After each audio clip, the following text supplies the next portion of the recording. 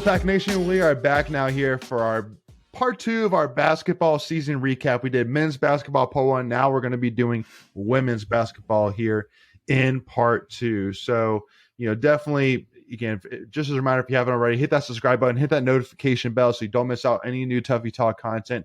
Hit this like button if you enjoy this video, and also to give us a follow Tuffy Talk now on Twitter and Instagram. So with that being said, the first thing which I gotta just go ahead and say, so we went 20-12 overall, 9-9 in conference, 12-3 at home, 5-7 on the road. And I know that I immediately look at just that record and say, yeah, no, that's not. I mean, for most teams, 20-12, 9-9 conference, I'd be like, hey, that's pretty good, not bad. But I mean, for us, I feel like that we have entered a new level in our program where, I mean, we have higher expectations for our team just because of the fact that we've proven that, first of all, I mean, Westmore is one of the great college basketball coaches in all of women's basketball, but also too, because of the fact that, I mean, you look at the resume of the players that you have here. You have multiple 4- or 5-star recruits. You have players that, whether it's, played here or played, elsewhere, are proven to be productive players. And so you say, well, if I take all that and put it together, that should be a top 20 team in the country, at least solidly. I mean, conservatively. And especially, again, I mean, I know just looking at how we went 12-3 at home. I mean, we routinely would go undefeated, maybe give up one loss at home, maybe, if we had a rough night. But I mean, to lose 3 times at home, I mean, that hurts for sure. But also too, unfortunately, it comes with the fact as well that, I mean, as much as we don't like the coach, UNC is getting better. Duke is getting better. Louisville, who was like the top tier, is they're still step back. They're taking a half step back for sure. So, but again, the ACC has gotten really, really competitive, and so to me, it's kind of like softball a little bit, but even though where basically softball, all the teams in the ACC have gotten so much better that we have to raise our standards just because of the fact that the ACC overall is getting better. So all the expectations we have just for our team within its own circle, we have to take up a notch or two just because of the fact that the ACC overall has gotten so much more competitive over the last year or two.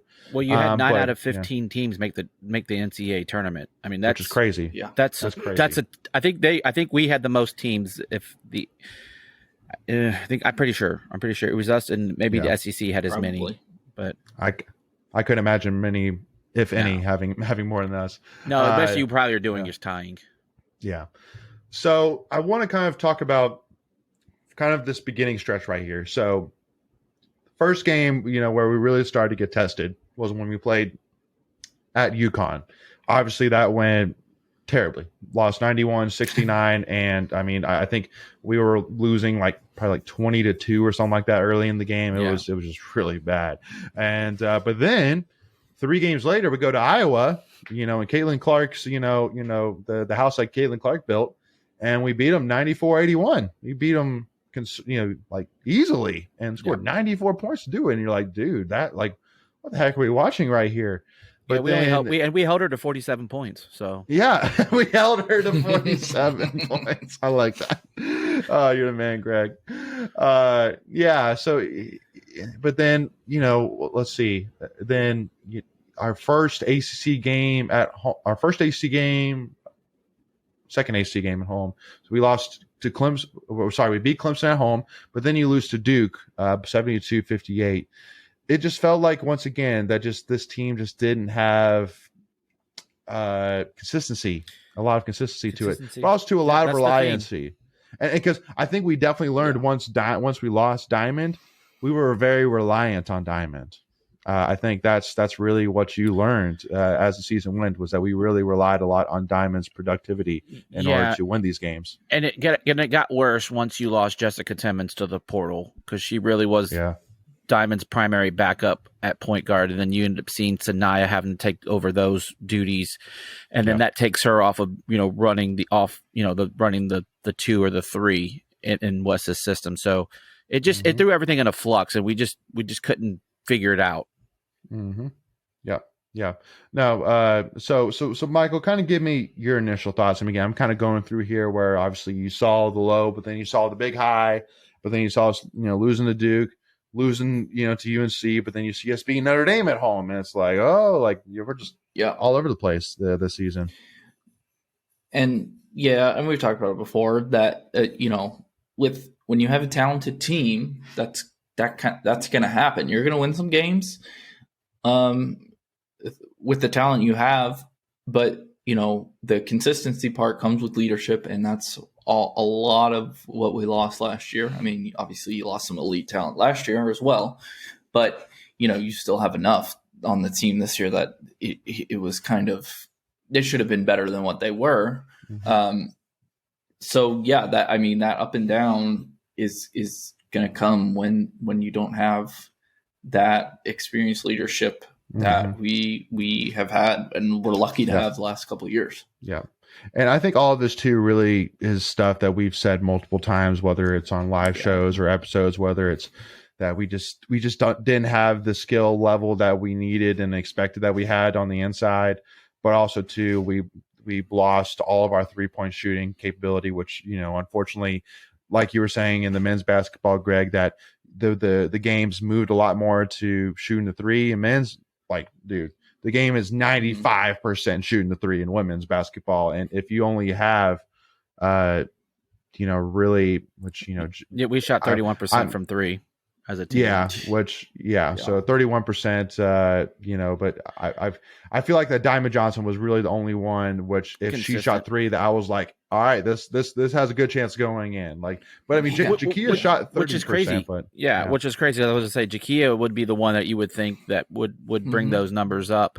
Right. For me, when we were just kind of talking, I was just thinking when you were just giving your breakdown, Leighton, the one thing that came to me was we had a lot of good individual pieces, but we didn't have a good team piece. And so a lot of great individual components, but for whatever reason, they just didn't come together as a team at times. Yeah. You'd have a Camille Hobby great game, and then she would not show up for a game or two. And then you'd have a Mimi Collins game, and then she wouldn't show up. And then you'd have Diamond show up. You'd have a Jakia Boyd game. You'd have a Jada Boyd game. But it didn't feel like they would either put those games back to back, or you'd have like 2 or 3 of them put the games together at the same time. So for me, that was, to me, the what was the most baffling piece. And sometimes that's just matchups and how you're feeling from game to game. But as a whole, it just didn't feel cohesive throughout the whole year. You had 2 transfers that left in the middle of the season, which I've never seen happen at NC State, men's or women's. So that was kind of odd. Just a lot of weirdness through the season. Yeah. Yeah. Well, it's a good way to describe the season. Yeah. It's just a weird season. Well, and I think, and again, obviously we're huge Westmore fans, say the least. I mean, I started off saying he's one of the greatest, one of the all-time great coaches, women's basketball, currently coaching. But I think that since, first of all, we're not the first one to say this, but also too, that I'm sure he would agree with this. It wasn't his best coaching job this year. It wasn't, I mean, just to, obviously, losing two players, just like you said, never really being able to get all the players to buy in together, which I feel like is, that's not all coaching, but that is a good bit of that is coaching, for sure, in order to get the players to buy in. But also he's like a CEO. When you're the owner of a company or running a company, you need to find ways to get, what makes this person gel? How do you get the most out of this person? How do you incentivize them to step up and do what they're supposed to or need to be doing? Yeah. Well, especially because of the fact that, I feel like the 2 people that, going into the season that he would say, like, these are my peeps that are going to help me run this program, and Jakia Brown-Turner and Jada Boyd. Neither was one of them. Praises. Oh yeah, dude, he was like, man, like laughing when he got the news that Jada Boyd was coming back. Like, hey, Jada's coming back. But man, just everything which he needed from them, he didn't get. He didn't get consistency. Yeah. He didn't get leadership. He didn't get energy. And this is not hate. This is not hate on them. It's just factually what I am seeing. I am not seeing energy. And then numbers, you're just looking at the stats going, there was maybe 1 out of 4 or 5 games that Jakia, and Jada would be productive, if that. And unfortunately, it just came down to that you were very reliant on Diamond Johnson and Sanaya Rivers, which again, I feel for Sanaya because man, like she really came into NC State trying to prove herself as, a great basketball player that can be a great piece to help build on a championship team, not be the piece to build a championship team. You know what I mean? And later in the season, that's what you kind of got. Go ahead, Greg. What would you say though if I told you statistically Jada Boyd had a better season than last year? I would say didn't feel like it though. I would believe that because she just had a bigger role, more minutes. That's what I would say. How much better are we talking? Yeah, it's with the bump in time, you would think it would be more. I'll just leave it at that. Like, yes, she did have better numbers. To your point, Michael, she played more, but it wasn't proportional, if that makes sense. So she was up almost 2 points a game. She was slightly up on rebounds, an assist more. Blocks stayed basically the same. Steals stayed basically the same. Her turnovers just a minuscule tick up. But here's the big difference, and I'll say this. Her field goal percentage was down almost 14%.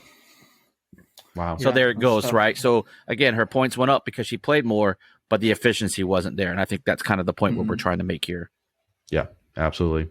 And honestly, and more to kind of move off of Jada and Jakia. Again, we talked about, the inside game with Camille, with Mimi, and with River. And just, unfortunately, especially with, if we're looking at the ACC, Elizabeth Kitley, who, is a 2-time now ACC Player of the Year, and rightfully so, is that you have to be able to have somebody that can handle the inside and also to be respected on the inside. So that way defenders know, okay, if this player has the ball, I need to keep an eye on it. Not basically, okay, like, our center's got this player. Like, I don't need to worry about it. I can just, hang out here and make sure that Diamond doesn't get the ball or, lock down her, make sure she doesn't get by me, whatever it may be.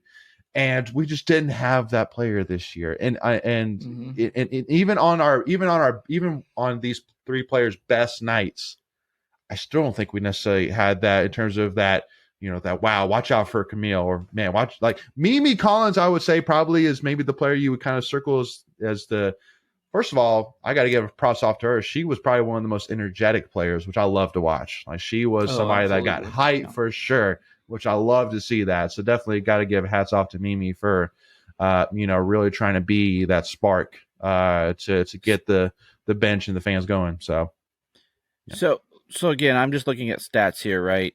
And yeah, please. Camille did what Camille did, right? And here's the thing, though, and it's not fair to Camille and it's not fair to Mimi. We're going to compare them to last year's team because that team was so successful, right? And that's what our recent memory is honed on. Yeah. Camille's numbers were better than last year. She had almost 3 points a game, 3.5 points more a game. Here's the thing. You're replacing a 15 to 17 point person in Elisa Cunane. Camille was never going to be that person. Yeah. So to compare them together, I don't think that's really fair to Camille. No. No. She did her thing. The problem was we didn't have the pieces around her, right? We didn't have other pieces that could step up and replace those numbers. We lost 4 amazing players last year. Was it 4? I'm thinking 4. Yeah, 4. Yeah, with Cunane, Reina, Kai, and Kayla, thank you. Kayla. That was just hard to replace. And we knew, like, obviously Coach left some spots open this year because of next year's class. And then you had the 2 transfers out. You were hoping Sophie Hart steps up. She didn't. She was out. She left. Then you have the injuries to Jada and to Diamond, and then River Baldwin. Again, River Baldwin was supposed to just be a role player. Like, she had to step up because Sophie left. Like, again, you were thinking Sophie Hart was going to be that person. She was a 5-star recruit coming in, and she left this year. So, again, I said it earlier. I'm going to keep saying it. It was just a weird season. This is not – I really believe this is just an outlier. I don't think this is going to be the thing moving forward. Before we continue, I want to take a quick second to tell you about our sponsor, Flightland's Jessup Insurance Group, that has your whole world covered, with agents in 5 offices throughout eastern North Carolina to help you decide how much coverage you need. Offering policies for home and auto, recreational vehicles, commercial, crop, health, life, and employee benefits. They are able to combine options to find a comprehensive solution that works for you. Flightland's Jessup protects the things you love so you can spend less time worrying and more time enjoying them. Find them on Facebook and Instagram at Flightlands Jessup. You can also visit their webpage at www.flightlandsjessup.com. So please make sure to go and check them out. Yeah. I would agree with that, and I hope that's true because, NCAA tournament appearance, if that's the floor for Westmore, which I think it should be at this point, then that's a good spot the program's in. Yeah. Well, and again, just like I was saying earlier, that we have gotten to a level where we don't want to just be a great team. We want to be one of the best teams in all the country. We want to be competing for a national championship. And if you look at the top teams in the country, they have really 3 main things. They have great depth, they can shoot the 3, and they have a person down low that can be dominant. And you have that with Virginia Tech, Elizabeth Kidley. You had that with South Carolina with Aaliyah Boston. And so if I'm Westmore, I'm saying I'm going to go do whatever it takes to get the best player I can down low. And then I'm going to go get a bunch of great shooters around Diamonds to help her and Sanaya, run the show and let's go make it happen. Because I feel like we really lost all 3 of those things as the season went. We lost our depth. We didn't really have any 3-point shooting, at the beginning of the season, and then it showed throughout the season. And then we just could not find that one dominant player down low that we could rely on game in and game out. So, it definitely was a weird year for sure. And so definitely, I guess what I'm saying is that I'm sitting here saying I'm hoping this is a 2019 NCAA football outlier. Like, this is not a story. This is it was just weird. Yep. Obviously we don't know what was going on in the locker room, but obviously, because we haven't even talked about either, like talking about Madison Hayes, I was getting ready to go. There were some silver linings in this season, but I want to go back first to what you were saying about Coach Moore. Please. You could tell in his press conferences that, he just, he's that Texas boy, right? And he could just see him just, oh, shucks. Like, I just don't know. I'm trying to figure it out just like you boys are, and just you could just tell he was just getting frustrated and he was trying to throw everything to the wall and just find something that's stuck, some kind of combination, just some kind of, scheme, anything. Like, he was just moving things around all year. You saw it up until the end of the season, just finding, who had a hot hand, like who can I ride this game? It was just last year you knew he could put out those 5 players and then he could roll in those role players. You knew what you were going to get. And it just did its thing. It was a well-oiled machine. It just kept chugging and chugging. This year he's like, nope, got to tinker here, got to pull this, got to pull some wedge out. Like, it was just one of those things. And you could just feel it, and look, I love Coach Moore. He's going to figure this thing out. There's no doubt about it. Yeah. And I will be very interested to see what next season looks like. Yeah.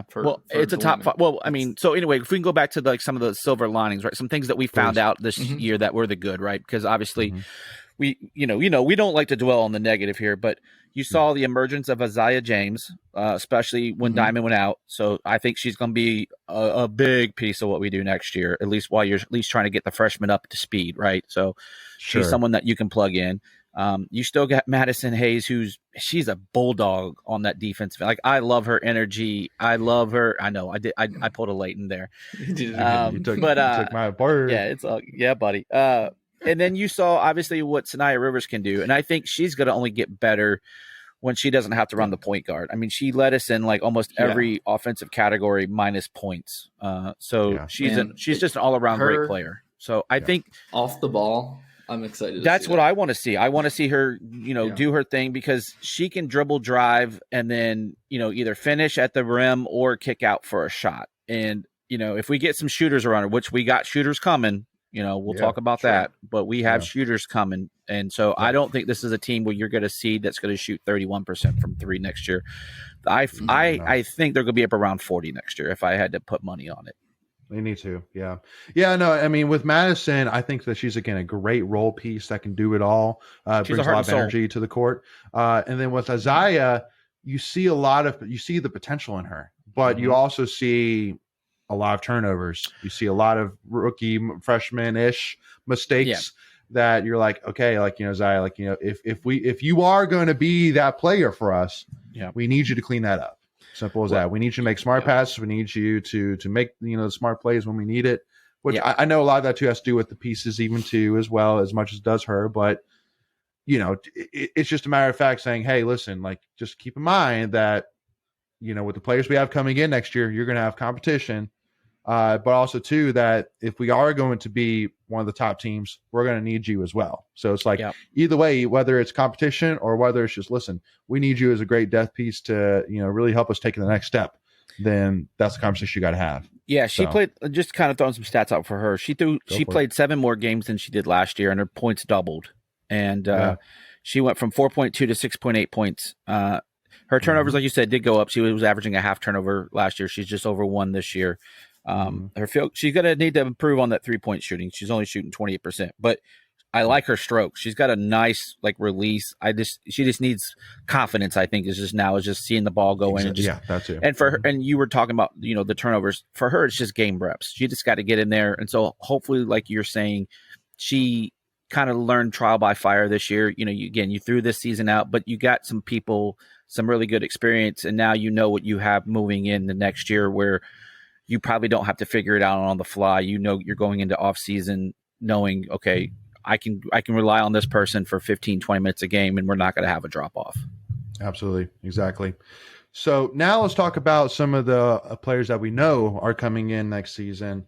First of all, I got to start off with, the highlight of it all on Zoe Brooks, who is a baller. She is going to be a huge productive player for us next year. Yeah, McDonald's All-American. Yeah, she's the number 9 player in the country, class 2023, and she's only gone up and up and up as the year has gone. Yeah. But averaged 18.1 points per game, 4.5 assists, 3.8 steals, and 3.7 assists a game as a junior. Last year, so that's not even her stats this year, which are even better than that. So, she's a great combo guard that can do it all. Can shoot, can get to the basket, can distribute the ball, and also too can be just an animal on the defensive side of the ball as well. So she actually also participated in the NBA All-Star game. So it was regular NBA. I don't think it was even WNBA, was it? I think it was. No, I think it was the regular. Yeah, she did a skills competition there. So again, just a nice accolade or nice thing to see. They're not just picking anybody to go participate in those events. So that's something to be real excited about what we have coming in. And you mentioned her, and then overall, did you mention that it's a top 5 recruiting class? Did you already mention that? Did part? not. Yeah, did not. Mm-hmm. Yeah. So, but continue on with the rest of them. Yeah, but then Maddie Collier is somebody that obviously she's the number 55 player in the country. She ranks as an ESPN scout grade of a 93, averaged 13.7 points, 8.2 rebounds, and a block per game during her junior year. The interesting thing is that she is 6'3", which is the same size as Mimi Collins, which again I always had to kind of keep back in my mind, being like, it's a little different. It's women. It's a little different. You don't have 7. You don't necessarily have the 7-foot centers like you do in men's. 6'5" equals 7 foot. So if you do the ratio. Yeah. So again, from what I've seen of her, I think it's another great piece that can work down low, but also has a mid-range game as well that can be very, very beneficial. So it'll be interesting to see, what other pieces that West brings in, because again, keep in mind that River, Mimi, and Camille are all gone. So now you're gonna have to replace and Jada, the center. Right, but but she was a forward. Yes, forward. Yeah, I get what you're saying. Yeah. So you're gonna have to bring in other people around them.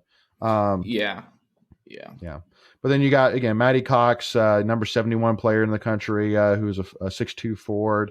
Again, a very versatile player. Lacey Steele, who we actually interviewed on the show, is a friend of the channel. 5'11" guard who was named Oklahoma Player of the Year this year. Again, number 56 player in the country.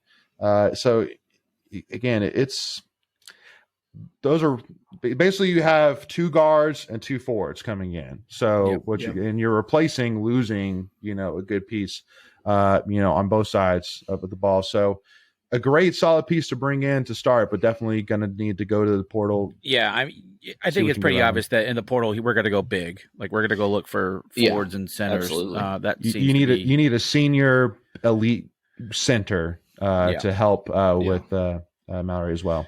Yeah, because I would be surprised if we took a guard from the portal. Yeah, I would be shocked if we took. It's gonna be forwards. You need centers. I mean, you've lost all your centers because Sophie Hart's gone. She left in the transfer portal.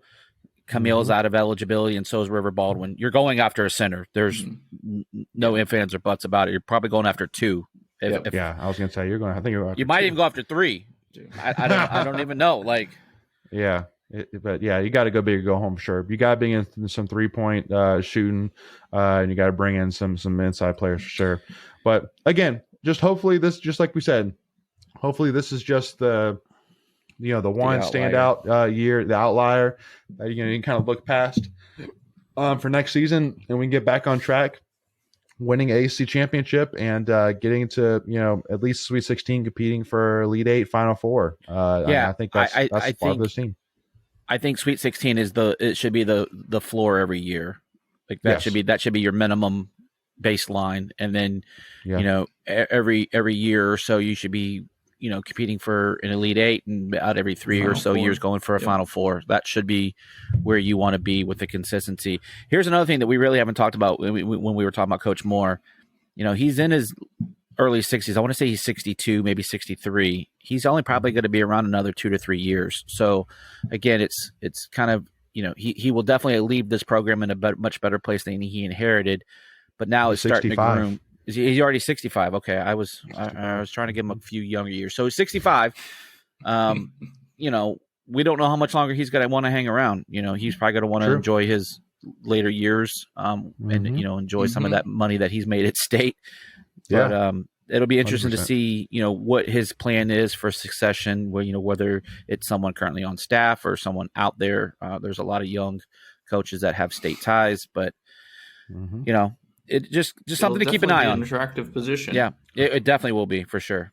Yeah, no doubt. So, again, definitely excited to see what this team can do. I think with both these teams, you're seeing a lot of positive. You're seeing, a potential to move into the next step. That competing for the top spot level. So definitely excited to see that and make that happen. And again, I know y'all will continue and we'll continue to be a part of it in terms of making Reynolds one of the toughest places to play in all of women's college basketball. No doubt about it. We love our small definitely gym. Look forward to it. We love our small gym. Amen to that. And also, too, we just hope one day that we can be able to compete with the 2 great teams in the triangle of Duke and UNC per Coach Bankhart, right? I mean, like, those are just the 2 teams, and we're just trying to compete with them, right? So, hopefully one day, right? Hopefully.